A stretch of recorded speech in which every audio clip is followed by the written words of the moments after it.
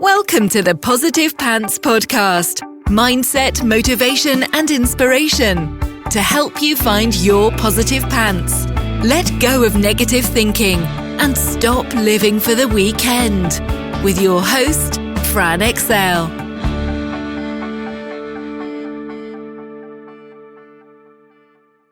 So welcome to the show. As always, it's Fran Excel Mindset Coach, helping you find your very own pair of positive pants so you can get out of your own way and live a life that you love.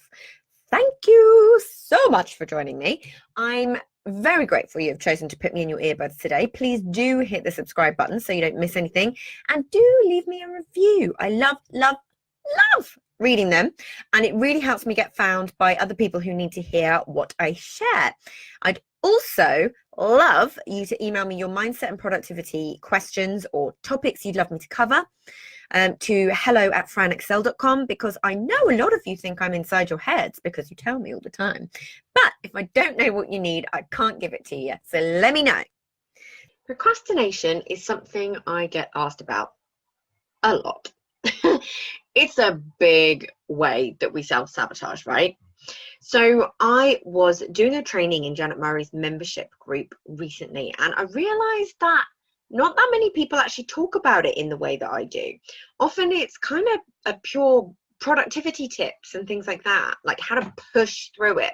So I thought it would be helpful to give you a bit of an updated episode on procrastination, because I haven't done one for a while. I still get listens every single day on the one that I did right back when I started the Positive Pants podcast, actually.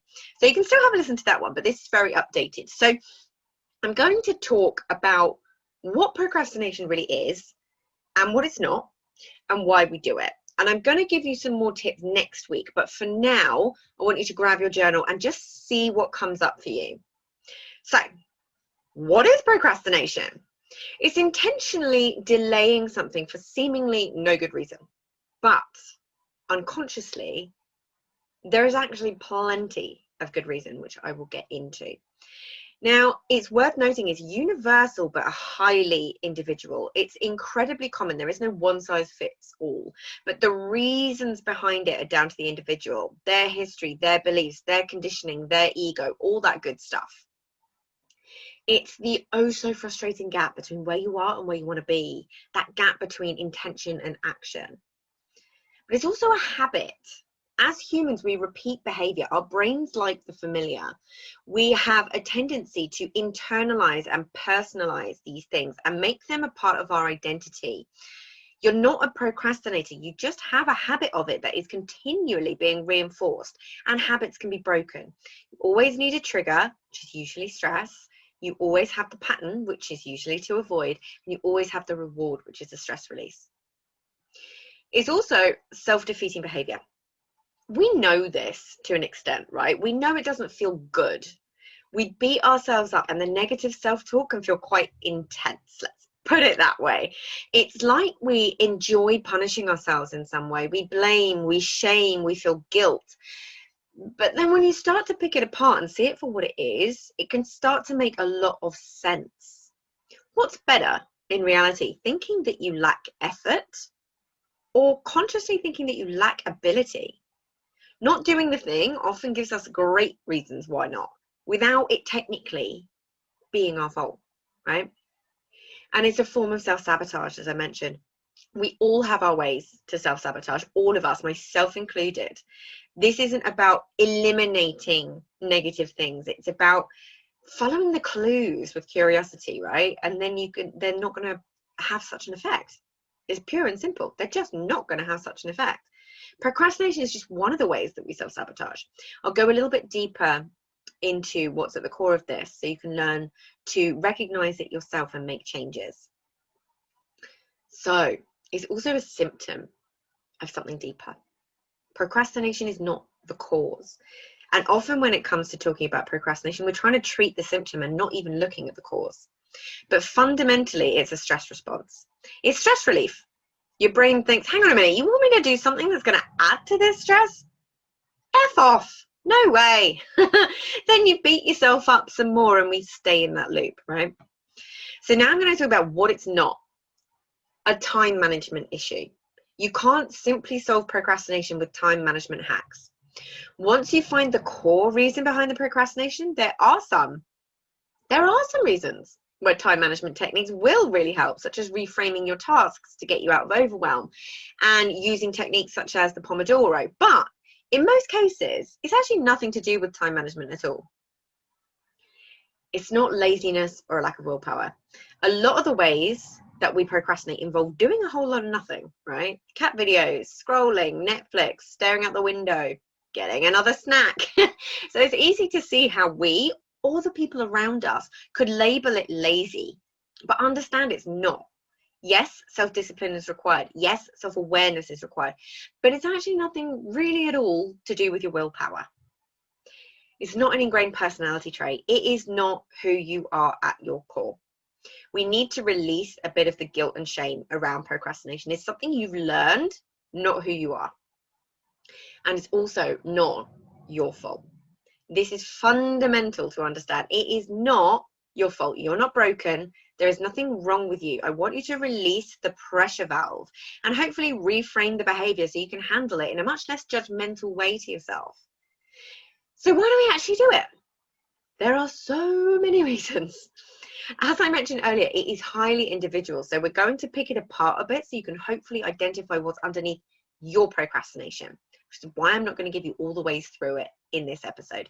So there may be several different ways that you procrastinate. You may see several different reasons behind it in different situations, but hopefully it will help make a little more sense for you.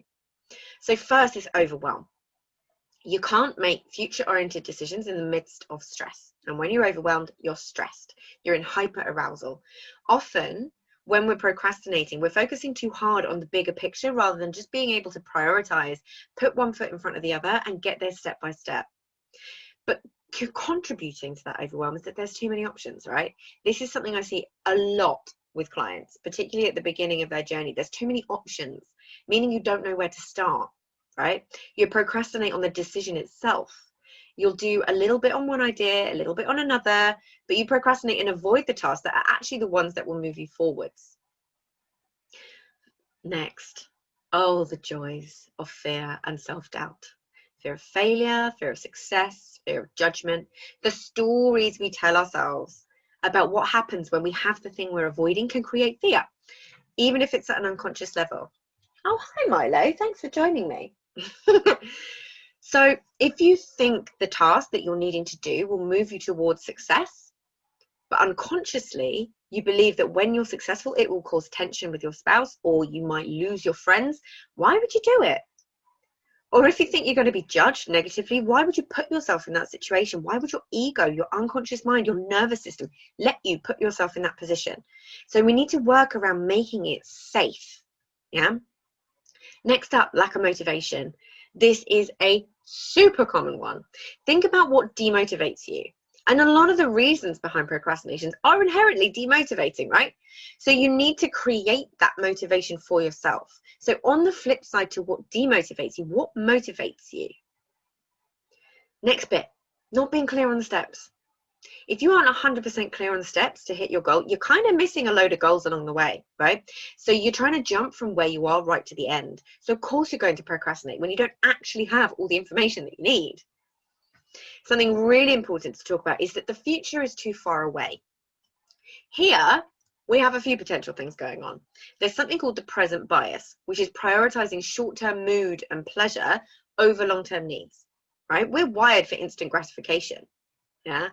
We're not wired anymore to go the long game, yeah?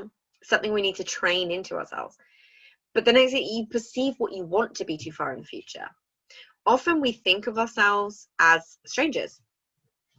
That person in the future has nothing to do with us. We can't relate to them in that way. The person who's already done the things that you've not done yet. So in essence, it becomes somebody else's issue. And the other thing is the reward is too far in the future, meaning that the motivation isn't strong. So I'm hoping that you're going to start to see some of these things slotting together and start to come up with some of your own ways to overcome it. But I promise I will do this for you next week. Next thing to talk about is a really, really big one when it comes to procrastination, which is perfectionism. If everything has to be perfect, if the fear is that it won't be, it makes sense that you put it off. If you're afraid to make a mistake, why would you take action? Next is you feel like it's too difficult or you're overthinking it. Why would you start if it's too difficult? We like to overcomplicate many things. Sometimes it takes that step back to see the route forwards. Yeah. Hugely important. There's a secondary benefit to the behavior. What secondary gains are there for you? I've spoken about secondary gains before, but a secondary gain is a positive payback for a negative behavior or thought. We've already talked about procrastination being a stress response. So you will be getting rewarded in some way. Putting things off creates relief around what actually will be individual to you. Yeah, but that relief is a positive reinforcement to the habit, which is why we can feel so stuck. It's like we get the positive reinforcement and it feels rubbish at the same time. Yeah. You're exhausted, tired, and burned out. This is a hugely overlooked reason for procrastination.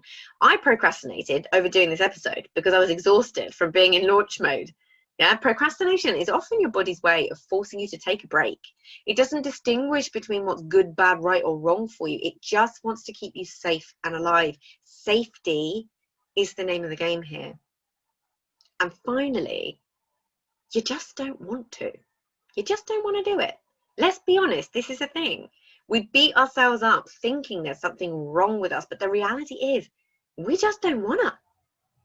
So hopefully this helps you look at it slightly differently. I'll do another episode on some of the ways that we can overcome procrastination. But for this week, if you're a regular listener, I want you to get your journal out and start thinking about what might be underneath your procrastination. You may notice that you have different reasons behind different situations, but for now, just recognize it. Do what I'm always talking about, being that casual observer. Observe it. Be more conscious of it. Think about, how do you know you're procrastinating? Are there particular tasks that cause it? Just notice. Until next week. And as always, I hope that was helpful. So any questions, just let me know. And as always, I will see you next week. Bye. So if you got value from this and you know in your gut that now is the time to step up and start rewiring your thinking and changing things for yourself, then book in a free discovery call so we can work out what needs to happen to get you from where you're at right now to the action-taking success you know you can be. And if you want my eyes and ears on your problems, I work with people one-on-one and through my Proactive Pants Mastermind. So stop waiting for if and when and decide to change things now, because you can.